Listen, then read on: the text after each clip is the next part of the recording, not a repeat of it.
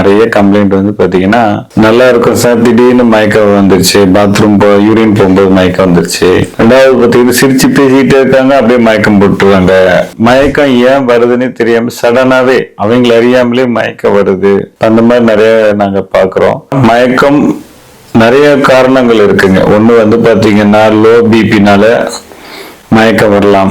அதே மாதிரி ப்ரெஷர் வந்து ரொம்ப கம்மியா போச்சுனால மயக்கம் வருது அப்படிங்கிறது ஒரு மெயின் காரணமா இருக்கு.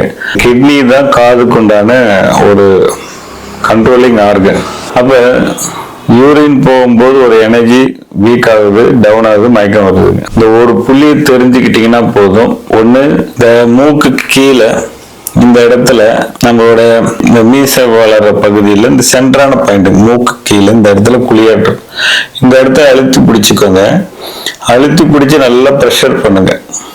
ப்ரெஷர் பண்ணீங்கனாலே கண்டிப்பா அந்த மயக்கங்கிறது நம்ம விரல் விட்டுன்ற கவுண்டிங்லயே கண்ட்ரோல் ஆயிரும். இந்த புள்ளி குறிக்கக்கூடிய பாயிண்ட் கையில் எங்க இருக்கு அப்படின்னா கட்டை விரல்ல நகத்துக்கு மேல உள்ள சதை பகுதியில நம்ம கருப்பு கலர் வச்சுக்கலாம். அதே இடத்துல நீங்க என்ன பண்ணணும்னா மிளகு வச்சு கட்டலாம். நீங்க வைக்கும்போது மேக்சிமம் உங்களுக்கு அந்த பாதிப்புல இருந்து வெளியே வந்துடலாம்.